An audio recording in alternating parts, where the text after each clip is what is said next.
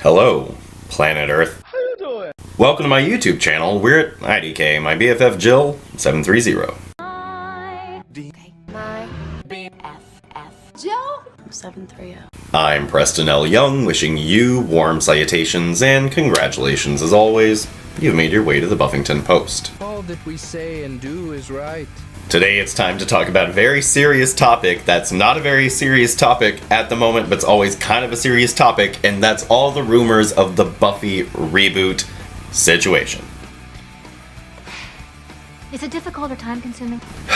I keep hearing news and different people keep hitting me up talking about the Buffy reboot. That's not happening anytime soon, and I'm gonna come on here and tell you why you shouldn't be looking for a Buffy reboot for at least a year. And also, once I get past my anger over this whole situation, I'm gonna tell you my idea for how to reboot the Buffyverse for the modern day. So, without further ado, let's talk about these Buffy reboot rumors. Here we go. Shall we begin? I want adventure in the great white somewhere. I want it more than I can tell. And for once it might be grand to have someone understand. I want so much more than they've got planned. Okay, so about, not quite a month ago, but near about a month ago, my manager at work told me, hey, I know you like Buffy. I heard on the radio this morning they're rebooting it. Like they rebooted Fuller House, and like they rebooted Roseanne recently, and they rebooted Will and Grace in the fall. She was like, oh, a Buffy reboot. So I was like, no, that sounds fishy. So I went home after work and I dug around in the internet and I was like, no, that was just saying we know that Buffy reboot is going to happen. It's like one of the properties that Fox has that's super ripe for a reboot, but they're not going to do it without Joss being on board or without his blessing. Okay, so that's number one. Now keep in mind that back in 2010, 2011, there was all this talk about a Buffy reboot that was going to be a movie. Like they were going to try to make Buffy a movie franchise, but apparently they wanted it to be like Buffy in college rather than Buffy in high school, because of course you can go for a more adult theme if you're saying, hey, she's not in high school, high school girls don't act like this, etc., whatever, fucking ever. And so a lot of people were floating around the girl who played Brittany, and I think her name is Brittany, but the girl who played Brittany on Glee, they were floating around her name. She'd be great for Buffy, which I didn't agree with, but whatever. Anyway, there were all these talks, and then all those talks fell through, like I said, back in 2010, 2011-ish, okay? And so there was all this talk about this Buffy reboot that was never going to happen, okay?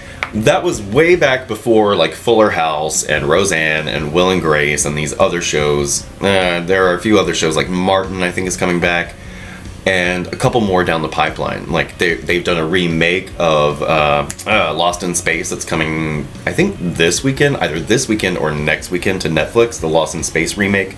But it's, like, suddenly cool and hip, and the only way to make money is to reboot and remake. And so I see all this stuff all the time. And so I think one of you sent me something on Twitter about the Buffy reboot. I think it was you, Diana, and I was like, no, this isn't going to happen. And then today I finally checked my Facebook messages, and I had one from Ken Miller, who had sent me this, and he's like, oh, you might want to look at this, whatever. Now, I don't know if he sent me this on April 1st, but it's from this random, like super random website, which was my first clue. And the headline is, Whedon, Kazooie's, and Fox reach Buffy reboot agreement. And I was looking through this, and it said, oh, this and that, says The Hollywood Reporter. And I'm thinking, no, this is not true. This is not true. And I kept looking around on it, but I didn't read the comment section. Okay, so I didn't read the frickin' comment section. And the punchline about the frickin' comment section was she said in her own comment section, haha, Happy April Fools. Like, fucking duh. Like, I knew it had to be an April Fool's thing, but I had to make sure for myself. Anyway, it's from this website called Diary of a Fangirl, home of the Squee. I don't even know what the fucking Squee is. But it says Jill Robb is fangirl.us. And so this is not okay. So anyway, this is not a reputable source just from the jump, because I've never heard of this source. And by the way, I watch movie news and entertainment news literally every day. I get my movie news every day from Beyond the Trailer, Screen Junkies News, and occasionally Collider, but they've gotten so bro-y since they've basically gotten rid of all of the AMC movie news crew. Like, the Collider movie news is very, like, douchey bro-y, and I'm not into it. But every now and then I'll look at their articles if they have something generally interesting. I also watch What the Flick for movie news, and Double Toasted, which is kind of riffing. Everybody needs to stop what you're doing right now and check out Double Toasted, by the way. But anyway, like, I'm a person who watches movie and entertainment news daily for like the past 5 years. So I've got my ear to the ground on things, and I know what's going on in Hollywood and the business, okay? And so if a Buffy reboot was going to be happening, I would know, because I watch a fuck ton of nerds on the internet who are even nerdier than me, but maybe not about Buffy. But anyway, I'm a nerd, and I'm keeping my ear to YouTube especially. Like, there's YouTube for us, and that's where I get my, like, entertainment news. So anyway, I would know if a Buffy reboot was coming. And so I was looking at this stupid website and this stupid article, because all of these different people keep coming at me talking about this fucking Buffy reboot that is not going to happen for at least a year. Like, I'm telling you, it's not going to happen for a year. And the thing is, if you are looking for entertainment news, if you're looking for credible sources for articles, you will get them from The Hollywood Reporter, Variety, Entertainment Weekly. These are the people you can trust to bring you, like, legitimate news. There are a few other, like, websites and such, but if you're looking for the people who are going to not put out a bunch of bullshit that is not true, go to Variety, go to The Hollywood Reporter, go to Entertainment Weekly, because they will actually publish stuff that is true, and not just speculation or rumors. They do publish speculation and rumors, but usually they turn out to be true, especially Variety and The Hollywood Reporter. So anyway, these are the books you need to go to, or the websites you need to go to when you hear these rumors like this, because as soon as Ken sent me this and I was like, this is fishy, I googled The Hollywood Reporter, Joss Whedon, Buffy reboot. Nothing came up. It was a bunch of stuff from the March 13th talks that my manager had heard on the radio. It's just saying a Buffy reboot is inevitable, but we're not going to do it without Joss or his blessing.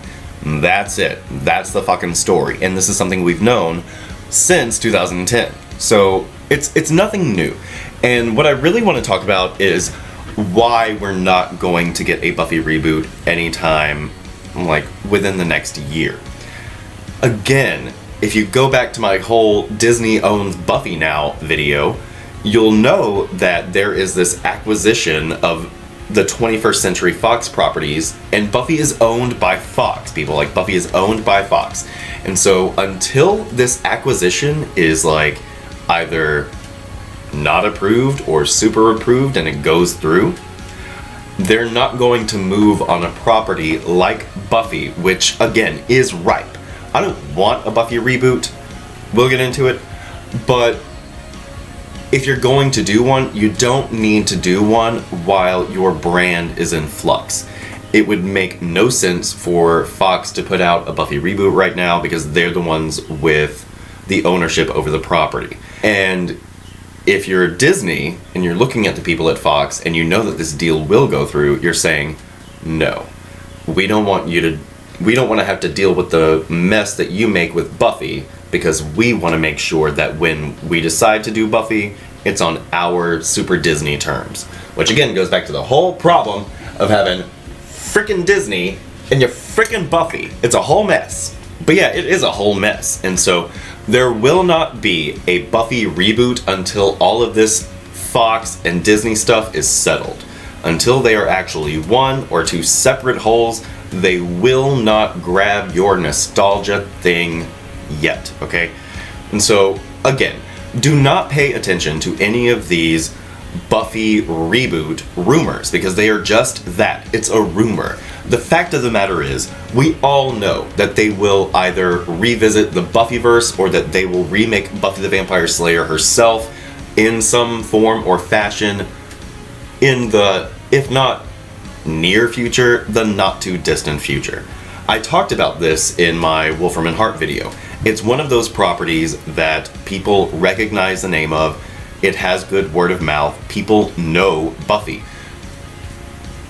It's only a matter of time before they bring it back to television or streaming or try and produce it as a movie franchise. I think the movie franchise idea would be good if they only focus on making one good movie first and then see what they can do. But basically, before I get into what I would do with a Buffy reboot and how I would kind of revisit the Buffyverse, I just want you guys to know. The Buffy reboot is not a realistic thing until the Fox-Disney merger/acquisition actually goes through, because that's money that you don't want to spend and find out you've wasted, okay? If they acquire Fox, Disney is going to have a very good idea of how they want to bring Buffy back, whether it be on the Disney Channel proper, on their Disney streaming service, on the ABC network, or in a series of Buffy the Vampire Slayer movies. That's just a fact. They will know what they want to do with it already, because it's, like I said, it's just ripe for the picking. It's right there, and it's a moneymaker, especially if you update it to deal with technology and social issues and all that other good stuff. Like, Buffy has always been a great vehicle for storytelling that reflects the modern day, whatever modern day that happens to be, okay? So don't worry about a Buffy reboot for right now. Ignore the rumors, and if you hear the rumors, search Buffy reboot Variety, Buffy reboot The Hollywood Reporter, Buffy reboot Entertainment Weekly, and look through the dates. Don't just look at article titles and such, look at the dates of those articles. If they are from a year ago or from 3 months ago and you're suddenly hearing about this Buffy reboot now, and not from me, ignore it. Like, just fucking ignore it, because there's a bunch of bullshit on the internet. It's like literally fake news. I would pull my Trump signs down, but the fucking shit is too high, and I'm really only saving them for sketches now. And so anyway, ignore it. And here's how I would remake Buffy. No interruptions. So this is actually something I talked about way back when I did my Wolfram and Hart Buffyverse discussion. I wouldn't have Buffy be in college. I might have her in college, like, I don't know. I wouldn't have her in high school for sure, and I wouldn't have her entering college. I would have Buffy entering the workforce. Like, we'll make her like 22. Like, let's say she graduated at 17 and she went through 4 years, like, whoop-de-doo, she's 22. And so, whatever, I would have Buffy be an intern at Wolfram and Hart. I would have her entering the working world and then find out she's the Slayer. And then, while she's finding out she's a Slayer, like, la-dee-da-dee-da, she's having to deal with her double life, and then, like, wouldn't you know, things are super creepy at work, things are not on the up and up, things are dodgy, things are sketchy. It's Wolfram and Hart. And so we could have Buffy, but being in the adult world and being the Slayer, and I think Buffy as an adult is a much more interesting thing, because, like, the main problem that you would have with putting Buffy in a high school setting is you would be rehashing everything. It would be a rehash of everything that the original series was all about. And I don't want to do that. You don't want to do that. Who wants to do that? Because if we put Buffy in high school, all of the high school stories, sure, they can add technology and modern social issues too, but you can do all of that bullshit in the workplace, where Buffy really hasn't spent a lot of time on the television series. Like, we had her work at the Double Meat Palace, but she was hardly ever there. We had her work at the school, and she was kind of there, but not really, especially toward the end when she got totally fired. And even in the comic books, we've had very, very, very little Buffy actually working at a legitimate job. So I think having Buffy as an adult, finding out she's a Slayer as an adult, kind of speaks to, like, a woman's awakening into, like, being woke or what the heck ever, and, you know, really looking at the world around her for what it truly is. And you can do that as a teenager, but I don't think it's productive. I don't think it adds anything new. I don't think it adds anything fresh. I think having Buffy be an intern at Wolfram and Hart and then by the end of like season 1, if you have like a 12 to 15 episode season, like by the end of season 1, she can realize like Wolfram and Hart is totally the bad guys. She needs to like get them down. Then you can have her leave that and then kind of Angel style fight Wolfram and Hart from then on. And I know some of you are thinking, well, why are we just cut and pasting Harmony's season 5 of Angel onto Buffy? The fact of the matter is, like, Harmony is a really great shadow character for Buffy of, like, the road not taken. Like, what happens to a young teenage girl instead of being the Slayer? She's a vampire. And the fact of the matter is, they didn't really explore, like, enough of what Harmony was going through at Wolfram and Hart. And again, it wouldn't just be, you know, oh, Harmony, Wolfram and Hart, blah, blah, blah. It would be Buffy's story and how a Buffy would go through that. So, whatever. Now, the problem with that is that it takes on a much more angel-y feel in that, like, what's the difference between good and evil? But then we could finally perfect that thing that we did in season 4 not very well. Like, that whole line between what's right and what's wrong, and, like, who's evil and what's a demon, and who are you, and, like, are you a person or are you a demon? Like, sure, like, they tried to do that in season 4, but not very well. And then, so if you take Buffy the adult and have her really ponder upon those things and have to deal with, you know, your adult emotions, which are totally different from being a teenager because you actually have been through shit, and at the same time, you haven't been through this adult shit. And so you could apply the adult mentality to the Slayerism. Like, you could have Buffy becoming the Slayer be a metaphor for her really becoming an adult. Not like in the metaphorical sense of like, oh, I'm not a girl anymore, I'm a woman. But like, really, like, I'm not just a woman, I'm a fucking grown woman, and I have responsibilities and adulthood and all this extra. The real problem I have is our main characters. If we take Buffy out of high school, how do we have the Xander? How do we have the Willow? How do we have the Angel? How do we have the Cordelias and the Anyas and all the extra? Like, how do we actually get those without the high school setting? And then I think, well, we just have them, but not in high school. Like, if Buffy's not going to be in high school, why does anybody else have to be? And so, you could have Willow. I mean, and like, the problem is, do you want to create original characters, or do you want to make money off the fact that people know who these characters are and what they're going to be? Like, the only problem is, there are no mysteries with that. If you want to introduce Willow, she better become a witch, right? And so when she becomes a witch, it won't be a surprise because everybody knew Willow was going to become a witch. And so that's the problem you kind of run into. You can just completely rely upon the original series and dot all of those I's and dot all of those J's and cross all the T's. But at the end of the day, like, are you just rehashing, or are you doing something new with that? And if you can do something new with those original characters like Xander and like Willow and like Giles, then that's all well and good. But if you just basically remake the show shot for shot and beat for beat, there's no weight to it. And I feel like that's the real problem that Buffy has, is because it's so emotional and it's so kind of this place where people learned to read and started to look at filmmaking and all of this extra textual stuff that Buffy brings to the audience. It really is one of a kind, or at least the first-ish of its kind. And that's the real problem that you run into if you want to remake Buffy the Vampire Slayer. And so that's the whole thing, but that's how you could do it. You could have different incarnations of these characters, but the twist is, like, maybe when Willow first shows up, she's already a witch. And then you don't have to be like, oh, she becomes a witch over time. And you could have different rules for the Buffy mythos, because if you want to keep the idea that there are other Slayers without killing Buffy all the time, or killing other Slayers all the time after you kill Buffy in the first place, then you could change up the mythos of the Slayer. You could say that, you know, for however big the human population is, there's this percentage of vampire slayers in the world to kind of, like, you know, counteract the vampirism, because the more humans you have, the more vampires you're going to have, and then you need more slayers. And so you could play with the mythology with things like that, and that way you could keep characters like Faith.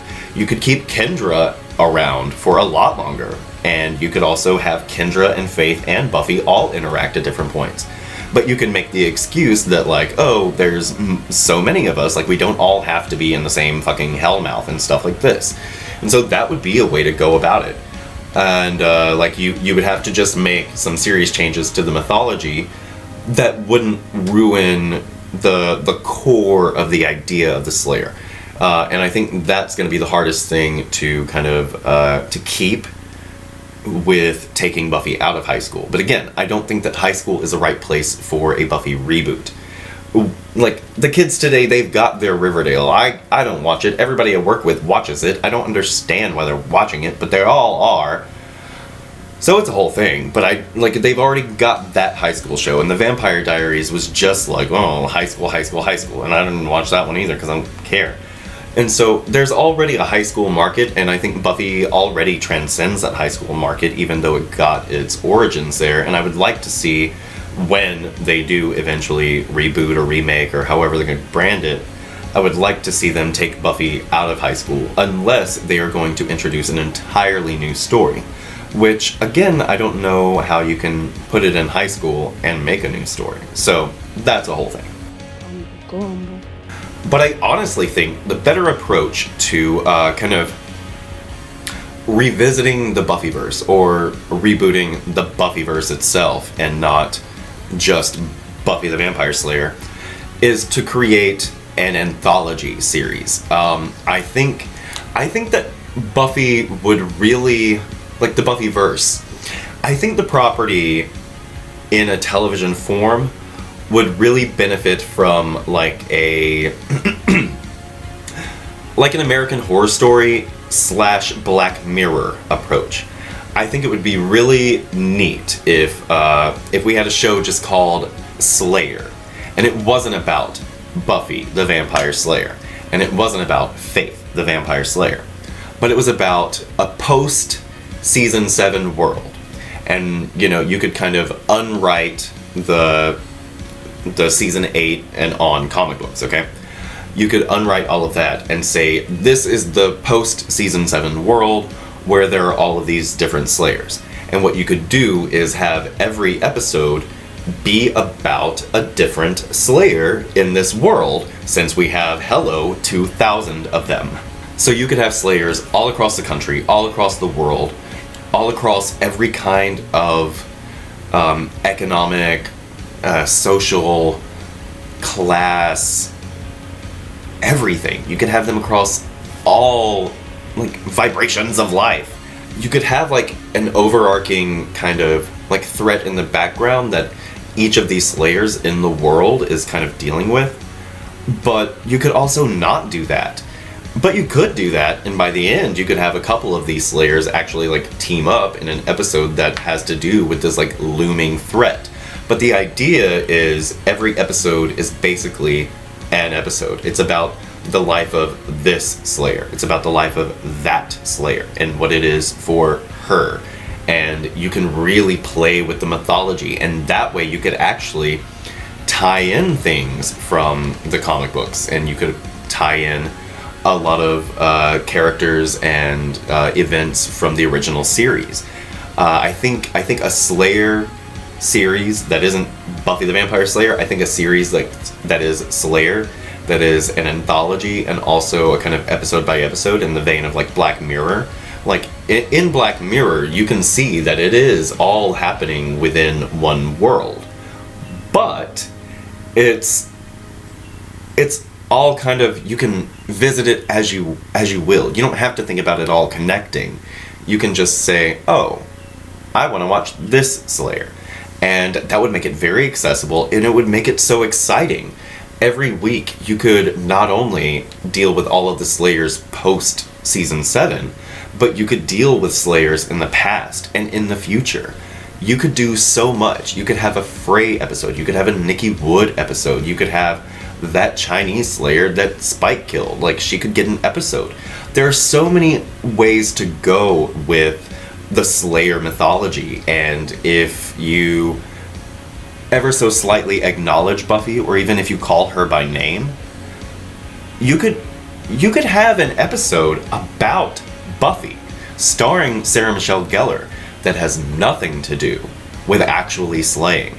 Like, I don't know if Sarah Michelle Gellar wants to go out and like fight. She's like 40, like maybe. I think she's 40 or pushing 40 or just past 40. So maybe she doesn't want to go out there and do all the action. But you could say this is an episode about Buffy and her life, like her middle-aged life and what that's like for her now. And you could have her interact with these other Slayers. And again, this goes back to like, where are all of the other Slayers? You could have Pro Athlete Slayer, you could have Octogenarian Slayer, you could have Kindergarten Slayer. There are Slayers everywhere. And if you did an anthology series like this, much like I wanted to do with like catching up with all the other Slayers, like What's Up with the Other Slayers comic book, if you had a series that was just like, we're taking this Slayer this week, you don't have to pay attention to anything else, but if you do, it'll all pay off. But if you watch this Slayer this week, you're going to get a completely different story next week about the next Slayer. Like Black Mirror and American Horror Story are like exactly what I'm talking about, because with American Horror Story there's like this theme, there's this arc, but then you have all of these individual episodes that focus on different characters, but they're all part of a grand arc. And then with Black Mirror you have like these episodes about characters that you'll never actually see again. You see the technology again, but you never see these characters again. And you rarely even see reference to these other characters. And I think that that would be a really fascinating way to deal with the Buffyverse in a revamped, if you will, series. That would be amazing. Let's make that. Let's make an anthology Buffy series. One episode, one Slayer. Next episode, we'll deal with another one. We'll jump from time period to time period. We'll jump from genre to genre. We'll have one that's a comedy one week. We'll have one that's a tragedy the next week. We'll have one that's a romantic comedy the next week. We'll have one that's straight romance. We can do everything. Everything. Let's do that one. Anyway, Planet Earth, I'm super excited. I'm about to like send off my rough draft for for Buffy the Anthology series, but like really, that's what we should be doing. I'm Preston L. Young, and you can come right back here to the Buffyngton Post anytime for Buffy the Vampire Slayer reviews, Buffyverse discussions on the other Slayers, and more. Westworld starts in a couple weeks. That's going to be super fucking exciting. Stay tuned for those reviews. That's pretty much all I've got for today, you guys. I hope you're having a great 2018 so far, everybody. Have yourself a great day today, and we'll see you next time. Bye.